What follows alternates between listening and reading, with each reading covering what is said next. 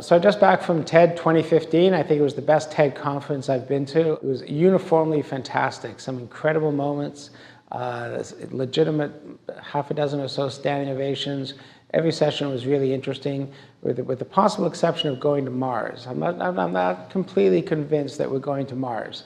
One person told me that the best speaker he'd seen in 15 years of going to TED was Neri Oxman. Neri's presentation was incredible, where she actually showed how science and nature were combining to create a whole new theory of everything. And people were completely blown away by her presentation and her enthusiasm, her clear passion for what she did. Without doubt, the most disruptive speaker was David Eagleman. And when David started explaining really how the brain works and how the receptors work, receptors being eyes, ears, our senses, and then he just blew the place away by showing that how he had created a vest that would allow deaf people to hear, just by changing what the receptors were. Suddenly his back replaced his ears in terms of hearing.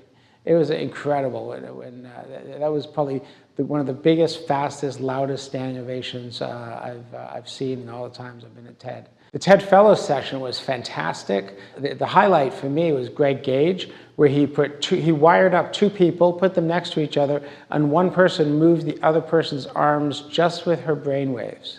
This was like, no one could believe it was happening. This would be like watching Harry Houdini from 100 years ago. Everyone was so curious about Monica Lewinsky. She talked about the fact that she was the first cyberbully, sort of a ground zero for being cyberbullied, and that her reputation was destroyed online. And she thought nobody should be in that position again.